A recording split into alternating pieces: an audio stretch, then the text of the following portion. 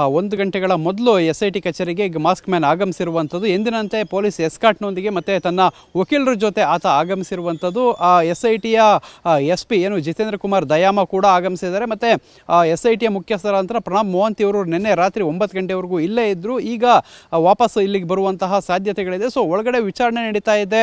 So ನಿನ್ನೆ ರಾತ್ರಿ ಒಂದು 8:30 9 ಗಂಟೆವರೆಗೂ ಕೂಡ ಆ ಒಂದು ಮಾಸ್ಕ್ ಮ್ಯಾನ್ನ ವಿಚಾರಣೆಯನ್ನು ಮಾಡಿದರು. ನಿನ್ನೆ ವಿಡಿಯೋ ಸ್ಟೇಟ್ಮೆಂಟನ್ನು ಮಾಡಿರುವಂಥದ್ದು, ಆತನ ಹೇಳಿಕೆ ವಿಡಿಯೋದಲ್ಲಿ ಅದನ್ನು ರೆಕಾರ್ಡ್ ಮಾಡಿರುವಂಥದ್ದು, ವಿಡಿಯೋ ಸ್ಟೇಟ್ಮೆಂಟನ್ನು ಮಾಡಿದ್ದಾರೆ. ಸೊ ಇವತ್ತು ಕೂಡ ಸಾಕಷ್ಟು ವಿಚಾರಣೆಗಳು ನಡೆಯುತ್ತೆ. ಅಂದರೆ ಈ ಒಂದು ಪ್ರಕರಣ ಈಗ ದೇಶಾದ್ಯಂತ ಗಮನ ಸೆಳೆದಿರುವಂಥದ್ದು. ಮತ್ತು ಈಗ ಏನು ವಿಧಾನಸಭಾ ಕಲಾಪ ಕೂಡ ನಡೀತಾ ಇರೋದ್ರಿಂದ ಅಲ್ಲೂ ಕೂಡ ಸಾಕಷ್ಟು ಚರ್ಚೆಗಳಾಗಿತ್ತು. ಸೊ ಇದರಿಂದಾಗಿ ಇಲ್ಲಿ ಒಂದು ಕೆಲವೊಂದು ಈ ತನಿಖೆ ಏನಿದೆ, ತನಿಖೆಯ ದಿಕ್ಕನ್ನು ಸರಿಯಾಗಿ ಕೊಂಡೋಗಬೇಕಾಗಿರುತ್ತೆ. ಅಂಥದ್ದು ಜವಾಬ್ದಾರಿ ಈಗ SITಯ ಮೇಲೆ ಇರುವಂಥದ್ದು. ಅದಕ್ಕೋಸ್ಕರ ಈ ಒಂದು ತನಿಖೆಯನ್ನು ಸರಿಯಾಗಿ ಮಾಡ್ತೀವಿ, ಸತ್ಯವನ್ನು ಹೊರಗಡೆ ತೆಗಿತೀವಿ ಅಂತ ಹೇಳಿ ಏನು ಗೃಹ ಸಚಿವ ಪರಮೇಶ್ವರ್ ಅವರು ಕೂಡ ಸದನದಲ್ಲಿ ಹೇಳಿದರು. ಸೊ ಅದಕ್ಕೋಸ್ಕರ ಈಗ ಪ್ರಣಬ್ ಮೊಹಂತಿ ಅವರೇ ಮಂಗಳೂರಿನಲ್ಲಿ ಬಿಟ್ಟಿರುವಂಥದ್ದು. ಇಲ್ಲಿ ಏನೇನು ಇನ್ನೂ ಸತ್ಯಗಳು ಮತ್ತು ಇನ್ನು ಗ್ರೌಂಡ್ ಲೆವೆಲಲ್ಲಿ ಏನೇನು ವಿಚಾರಗಳು ಬರುತ್ತೆ ಅದನ್ನೆಲ್ಲ ಹೊರ ತೆಗೀಲಿಕ್ಕೆ ಎಲ್ಲ ರೀತಿಯ ಪ್ರಯತ್ನಗಳು ಮಾಡ್ತಾ ಇದ್ದಾರೆ. ಅದಕ್ಕೋಸ್ಕರ ಇವಾಗ ಮ್ಯಾರಥಾನ್ ರೀತಿಯಲ್ಲಿ ಈ ಒಂದು ಮ್ಯಾರಥಾನ್ ಸಭೆಗಳಾಗ್ತಾ ಇದೆ. ಅದಾದ ಬಳಿಕ ಬ್ಯಾಕ್ ಟು ಬ್ಯಾಕ್ ಅದನ್ನು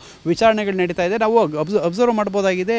ಇಲ್ಲಿವರೆಗೂ ಕೂಡ ಒಂದು 11 ಗಂಟೆ ಸುಮಾರಿಗೆ ಬರ್ತಾ ಇದ್ದಂಥ ಮಾಸ್ಕ್ ಮ್ಯಾನ್ ಇವತ್ತು ವಿಚಾರಣೆಗೆ 10 ಗಂಟೆ ಸುಮಾರಿಗೆ ಇಲ್ಲಿಗೆ ಬಂದಿದ್ದಂಥದ್ದು. ಸೊ ಒಳಗಡೆ ಆತನ ವಿಚಾರಣೆ ನಡೀತಾ ಇದೆ. ನಿನ್ನೆ ರಾತ್ರಿ 9 ಗಂಟೆವರೆಗೂ ಕೂಡ ವಿಚಾರಣೆ ನಡೆದಿತ್ತು.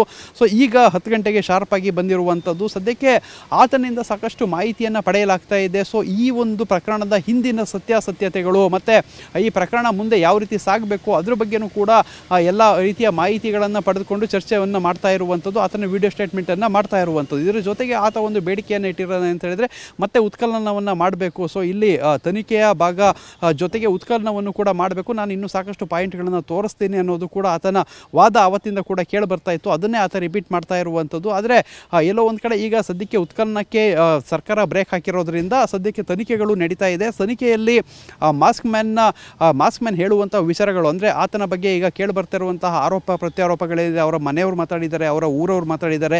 ಸೊ ಆತನ ಜೊತೆಲಿರುವಂತಹ ಏನು ಆ ಸಂದರ್ಭಗಳಲ್ಲಿ ಹೆಣ ಹೂತಿರುವಂಥವ್ರು ಯಾರು ಇರಿದ್ದಾರೆ ಅವರು ಕೆಲವೊಂದು ಸ್ಟೇಟ್ಮೆಂಟ್ಗಳನ್ನು ಕೊಟ್ಟಿದ್ದಾರೆ.